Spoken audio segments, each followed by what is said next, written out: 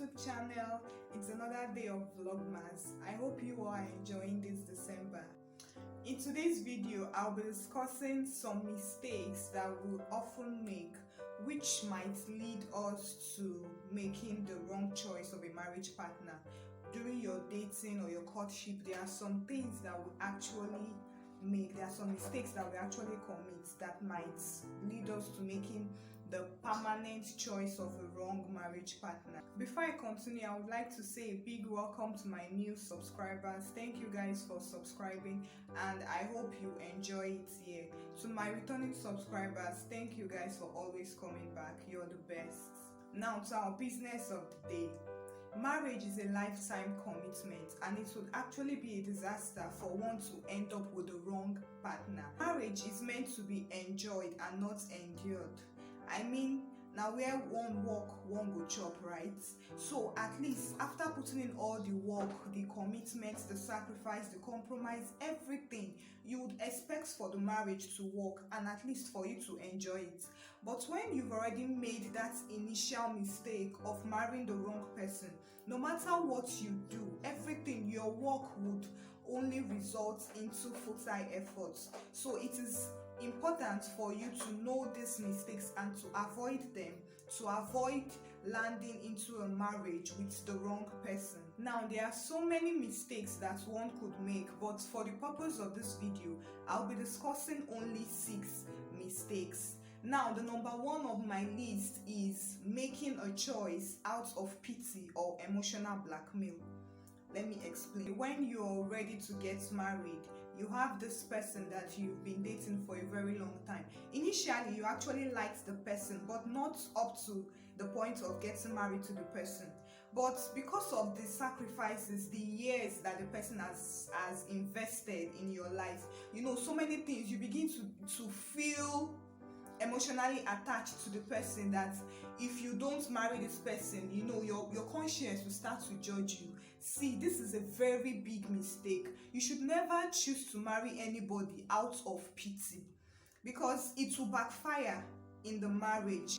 If you eventually marry that person out of pity because of what will people say, at least I need to consider this person, or you need to consider the person's feeling. If you eventually marry that person, you only end up regretting and causing pains for you both. So it will be better for you to take that initial decision, that bold.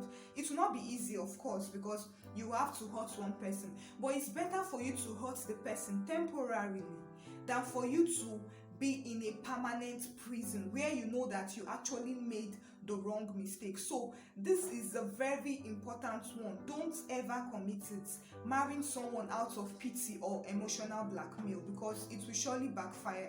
Another mistake to avoid that would lead one to making the wrong choice of a marriage partner, this one is mostly applicable to women.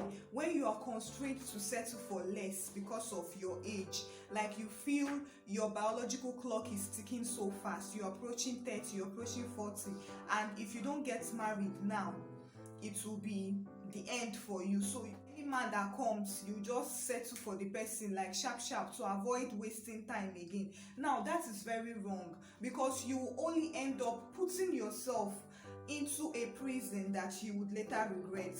Why would you settle for someone you know that is not up to your standard? Of course, to choose our marriage partners, we all have our standards, we all have what we want.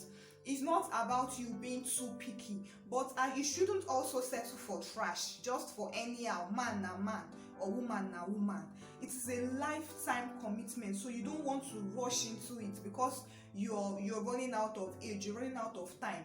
Any man that comes, even if he's a man that abuses or humanizes, or you know, someone that you just settle sharp, no, you end up regretting it. So this is one mistake that women should try to avoid. You don't use someone's present to judge the person's future.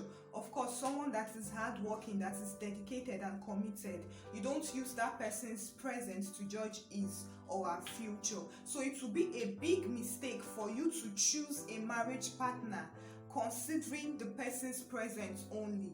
By this I mean, okay, you have someone that you want to get married to, maybe a guy, and the guy is not financially buoyant or is not up to the class that you expect your husband to be. that you want your husband to be. So you now choose that, okay, no, I will not marry this person, and then the next rich guy or the next classy guy, you jump into the person's house because, okay, you've seen the right one. Now that is a big mistake that you end up regretting later. Change is constant. That person that you reject today, maybe the person ticked all your boxes, you both are compatible in all aspects, and the person would actually make a good marriage partner for you, but because of that one factor of financial restraints at the moment, you reject the person and you move over to the other person. Now change is constant. Tomorrow the person might make it big, and then you'll be regretting that, if I had known. So but you have already ended up in a marriage with someone that is wrong for you, but just because of the person's presence. Okay, what if the person also falls tomorrow? So what would you be left with? Nothing. So that is one mistake that you should not commit, because it would surely end in tears. Now we often hear that when considering the choice of a marriage partner, that you should not look at the physical appearance, don't look at this, don't look at that, look at the inside, because marriage is not all. Please, I'm here to debunk, this is my own opinion, I'm here to debunk that you should not neglect the physical and the sexual aspects of your partner. Now first of all, if you want to eat, maybe I go first chop before belle go chop. Now you first of all like the person's appearance before knowing the person has a good character. So if you end up with someone that is ugly or not up to your standard physically, with regards to look, but the person has a good character, you end up marrying the person tomorrow, you would find out that you are not satisfied. First of all, looks matter.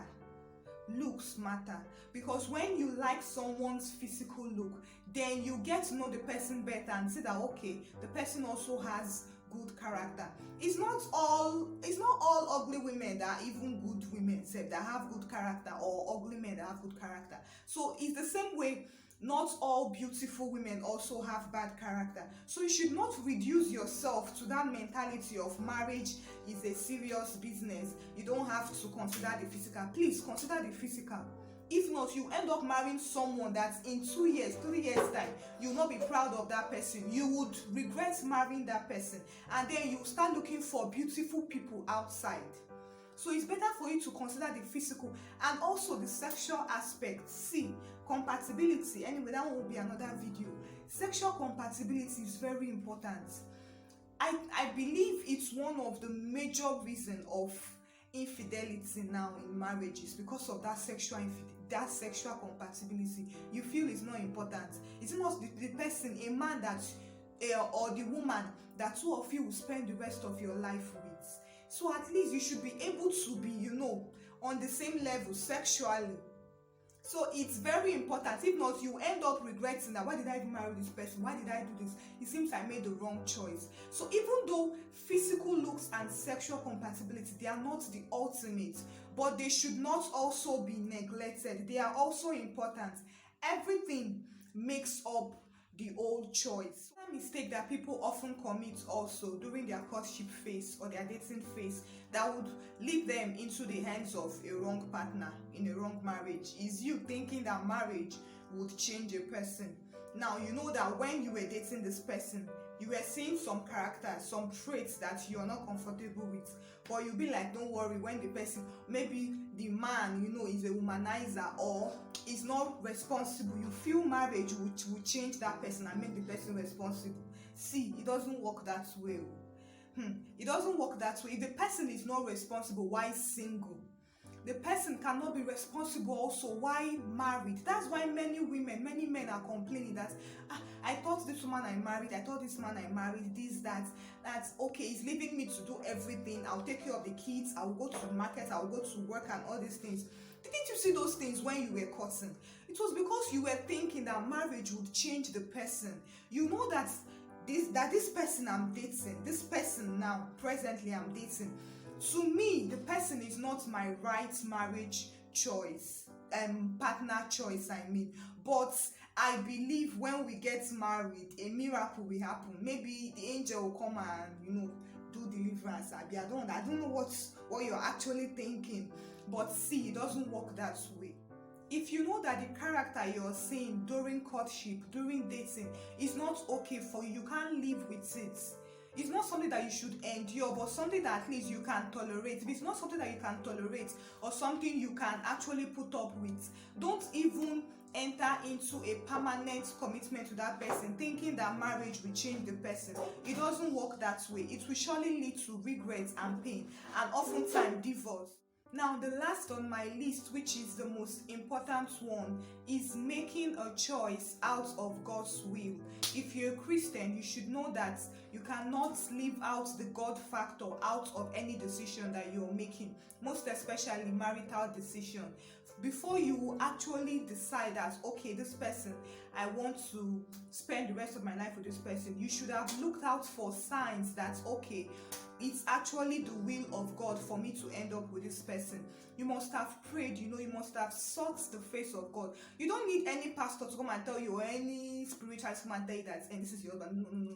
You have to have that personal communication, revelation with God to know. Now, when it is the will of God for this person to be your partner, you would feel peace, you would feel at ease. In fact, you should know when it's the will of God. The same way, maybe when you want to embark on any personal projects or any personal stuff, and you seek for the face of God, that feeling that you have, that confidence that you have that yes, you're doing the right thing, is the same confidence you should have when you have sought the face of God concerning the choice of your marriage partner. The same confidence that you should have, the same peace of mind that you should have, that okay, yes, God is fully in support of this. So I believe if you follow these steps and these mistakes that I've listed out, if you avoid them, if you actually look closely into them and you avoid them, you would not fall victim of making the wrong choice of a marriage partner. Because trust me,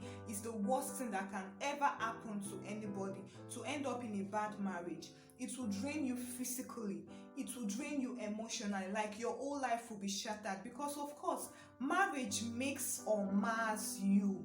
You have to spend the rest of your life with this person, so it should be someone that you can grow with, someone that you're comfortable with, somebody that is committed the same way you are committed also, somebody that thinks the same way you think, someone that is able to carry you along the journey, someone that can be your friend, your partner, your father, your mother, your brother, your sister, all in one, is the right person for you. So you don't want to fall victim of making the wrong choice. So guys, this brings me to the end of this topic. What do you think, guys? I know there are so many other mistakes that I might not have listed in this video. You can drop them for me in the comment section and I'll be sure to reply. Please, let's keep our comment section busy.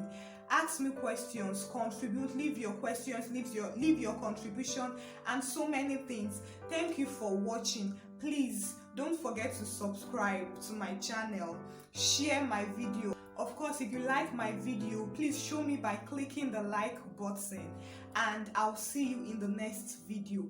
Bye for now.